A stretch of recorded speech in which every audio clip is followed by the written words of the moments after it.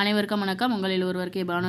இன்று நாம் PPT என்று சொல்லக்கூடிய பவர் பாயிண்ட் ப்ரெசன்டேஷன் நம்முடைய மொபைலில் எப்படி எளிமையான முறையில் செய்வது என்பதை பற்றி பார்க்கலாம்.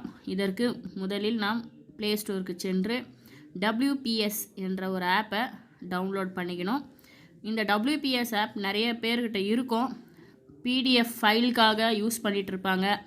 அந்த WPS ஆஃபீஸில் PPTயும் சூப்பராக செஞ்சுக்கலாம். இந்த கீழே ஒரு ப்ளஸ் இருக்குது இல்லைங்களா, ரெட் கலரில், அந்த ப்ளஸ்ன்ற இதுவை கிளிக் பண்ணிங்கன்னா அங்கே PPT ஓப்பன் ஆகும். பாருங்கள், நிறைய ஸ்லைடு இருக்குது. உங்களுக்கு எந்த ஒரு ஸ்லைடு தேவையோ அந்த ஸ்லைடு நம்ம கிளிக் பண்ணிக்கலாம். இப்போ நான் டீச்சிங் பிளான் PPTன்ற ஒரு ஆப்ஷனை செலக்ட் பண்ணியிருக்கேன். இதில் கிட்டத்தட்ட 21 ஸ்லைடு இருக்குங்க. இதில் நம்ம உங்களுக்கு காட்டுறதுக்காக நான் ஒரு 5 ஸ்லைடு மட்டும் எப்படி செஞ்சு காட்டுறது அப்படின்ட்டு உங்களுக்கு சொல்லித்தரேன். இப்போ ஃபஸ்ட்டு ஸ்லைடில் நம்ம ஒரு டாபிக் போட்டுக்கலாம். நான் முகலாயர் பேரரசு அப்படின்ற டாபிக் போடுறேன். இந்த லெட்டர்ஸுங்களை நம்ம கீழே இருக்க பாருங்கள், கீபோர்டுக்கு மேலே அந்த ஸ்லைடுக்கு கீழே சென்டரில் AAB அப்படியெல்லாம் இருக்குது பாருங்கள். அதுதான் நம்ம லெட்டர்ஸை போல்டு பண்ணுறது, ஸ்டைல் பண்ணுறது, கலரிங்கு எல்லாமே லேப்டாப்பில் என்ன ஆப்ஷன் இருக்கோ அத்தனையும் இந்த மொபைல்லையும் இந்த WP ஆஃபீஸில் இருக்குது. ஸோ அதை வச்சு நம்ம லெட்டர்ஸை ஆல்டர்னேஷன் பண்ணிக்கலாம். அதுக்கடுத்து செகண்ட் ஸ்லைடில் நான் பிக்சர்ஸுங்களை முகலாயர் பேரரசரோட முக்கியமானவர்களுடைய பிக்சர்ஸை, இமேஜஸை அங்கே செலக்ட் பண்ணி வைக்கலாம் அப்படின்ட்டு நான் நினச்சிட்ருக்கேன். அதே போல் நான் இப்போ செகண்ட் ஸ்லைடில் பிக்சர்ஸை மட்டும் ஃபிக்ஸ் பண்ண போகிறேன். நான் இந்த செகண்ட் ஸ்லைடில் பாபர், அக்பர், இமாயின், ஷாஜகான், அவுரங்கசீப் இது போல் ஒரு 5 பேரோட மன்னரை நான் செலக்ட் பண்ணி இங்கே இமேஜஸை ஃபிக்ஸ் பண்ணலாம் அப்படின்ட்டு நான் யோசிச்சுருக்கேன். இது பாருங்கள், இப்போது நான் ஒரு 5 மன்னர்களை ஃபிக்ஸ் பண்ணிட்டேன். செகண்ட் ஸ்லைடு ரெடி ஆகிடுச்சு. இதுக்கடுத்து நம்ம தேர்ட் ஸ்லைடு எப்படி செய்யறதுன்னு பார்ப்போம். இப்போது 5 முக்கியமான மன்னர்களை பற்றி இமேஜஸ் கொடுத்துட்டு இப்போ ஒவ்வொருத்தராக நம்ம எக்ஸ்பிளைன் பண்ணணும் அப்படின்னு நினைக்கும்போது ஒவ்வொருத்தராக எடுத்து நம்ம செஞ்சுக்கலாம். இப்போ நான் பாபர், அவர் எப்படி முகலாய பேரரசை தோற்றுவித்தார் அப்படின்றது நம்ம சொல்லிவிடுவோம். ஆனால் ஒரு 2-3 டாபிக் மட்டும் இங்கே மெயினில் நம்ம டைப் பண்ணி வச்சுக்கணும் இல்லையா, அதுக்காக ஒரு 2-3 வார்த்தைகள் மட்டும் பாபர் முகலாய பேரரசை நிறுவினார் அப்படின்ட்டு ஒரே ஒரு சென்டென்ஸை நான் இதில் கொடுத்துட்றேன். இந்த லெட்டர்ஸுங்களை அங்கே B இருக்குது பாருங்கள், போல்டு. அதை நம்ம போல்டு பண்ணிக்கலாம், கலரிங் கொடுத்துக்கலாம். லேப்டாப்பில் எத்தனை ஆப்ஷன் இருக்கோ அத்தனை ஆப்ஷன் நம்ம இங்கே இருக்குது. சென்டர் பிளேஸ் கொண்டு வரலாம், சென்டர் பிளேஸ் கொண்டு வந்துக்கலாம். இந்த கார்னரில் வலது மூலையில் இருக்குது பாருங்கள். நீங்கள் மொபைலில் எடுத்து பார்த்தீங்கன்னா உங்களுக்கு ஒவ்வொன்றும் நீங்கள் செக் பண்ணி பார்த்துக்கலாம். நீங்கள் வேறு உங்களுடைய ப்ரெசன்டேஷன் எப்படி இருக்குமோ அதுக்கு தகுந்த மாதிரி அதுக்கு தகுந்த எல்லா ஆப்ஷனுமே இந்த WPS ஆஃபீஸில் இருக்குது. இதை போல்டு பண்ணி சைடில் எடுத்துக்கிறதோ இல்லை சென்டரில் வைக்கிறதோ நம்ம செஞ்சுக்கலாம். இப்போது தேர்டு ஸ்லைடும் ரெடி. இதுக்கடுத்து அதுக்கடுத்த ஸ்லைடு பார்க்கலாம். இப்போது இந்த ஸ்லைடுக்கு தேவையான ஒரு பிக்சரை நம்ம அதே போல் கீழே பிக்சர்ஸ்னே இருக்குது அடியில், அதை நம்ம சூஸ் பண்ணி செலக்ட் பண்ணிக்க வேண்டியதுதான். நம்ம அங்கங்கே லேப்டாப்பில் ஒரு PPT ப்ரெசன்டேஷனுக்காக நம்ம ரொம்ப அலைய தேவையில்ல. நம்ம கையில் இருக்கிற மொபைல்லே நம்ம ப்ரெசன்டேஷனெல்லாம் நம்ம ரெடி பண்ணிவிட்டு அப்புறம் நம்ம ஒரு பென்ட்ரைவ்லையோ இல்லை கேபிள்லையோ அவங்க நம்ம ப்ரெசென்ட் பண்ணும்போது நம்ம லிங்க் பண்ணிக்கலாம். இல்லை PDF ஃபைல்லையும் நம்ம எடுத்துக்கலாம். இப்போ அடுத்து பாருங்கள், அடுத்த பிக்சர் நம்ம எடுத்துட்டேன். இப்போ இவர் அவுரங்கசீப் பற்றி நம்ம எக்ஸ்பிளைன் பண்ணும்போது நம்ம சைட் டாபிக் போட்டுறோம்.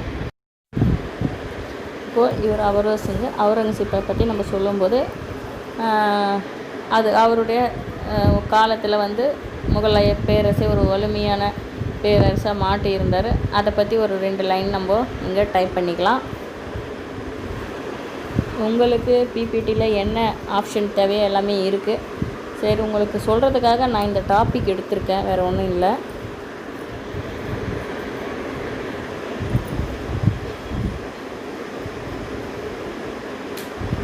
நீங்கள் இங்கிலீஷ் கிராமர் சொல்லித்தரணும் இல்லை இலக்கணம் சொல்லித்தரணுன்னாலும் அத்தனைக்கும் நம்ம அந்த ஸ்லைடு நிறைய இருக்குது, நம்ம அதை பயன்படுத்திக்கலாம்.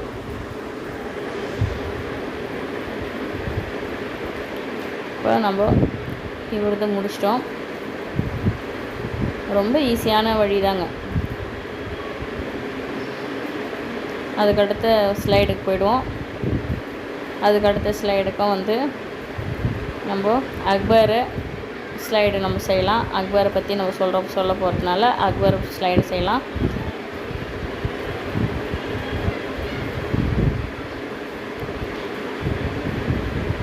இப்போது இவருடைய பிக்சர் செலக்ட் பண்ணிவிட்டு இவருடைய காலத்துலேயும் முகலாய பேரரசு வளர்ச்சி அடைந்த காலம்தான். ஸோ அவருக்காகவும் ஒரு 2 லைன் நம்ம வந்து இதில் டைப் பண்ணிக்கலாம். நீங்கள் நிறைய கொடுக்கலாம். இப்போ நான் வந்து இந்த வீடியோவுக்காக உங்களுக்கு 2 லைன் ஒரு சென்டென்ஸ் அது போல் கொடுத்துட்ருக்கேன். புரியுதுங்களா? பவர் பாயிண்டில் இன்னொரு வீடியோவும் ஒன்று போடலான் இருக்கேன். மிஸ் பண்ணாமல் அடுத்த வீடியோவும் பாருங்கள். பவர் பாயிண்ட்லேயும் இன்னொரு வீடியோவும் போடலான் இருக்கேன். ஏன்னா வந்து லேடிஸுங்க நிறைய பேர் வந்து பவர் பாயிண்ட்டுக்காக வெளியில் நெட் சென்டருக்கு, லேப்டாப் இல்லாதவங்க நெட் சென்டருக்கு இப்படியெல்லாம் போக வேண்டிய சூழ்நிலை இருக்குது. ஆகையால் தான் இப்போ வந்து மொபைல்லே வந்து நம்ம இதை கொடுக்கலாம் அப்படின்றதுனால நம்ம வந்து இது சொல்லி கொடுத்துட்ருக்கேன். அடுத்த பவர் பாயிண்ட் இன்னொரு வீடியோலையும் இன்னும் நல்லா இருக்கும், அதையும் பாருங்கள். இது ரொம்ப ஈஸி. ஏன்னா வந்து புதுசாக நம்ம டவுன்லோட் பண்ண தேவையில்ல. இருக்கிற நம்ம WPS ஆஃபீஸ்லேயே இந்த ஒரு ஆப்ஷன் இருக்குதுன்றது பல பேருக்கு தெரியாது. ஸோ வந்து சொல்லலாம் அப்படின்றதுக்காக இதை பற்றி இந்த வீடியோவை நான் போட்டுட்ருக்கேன்.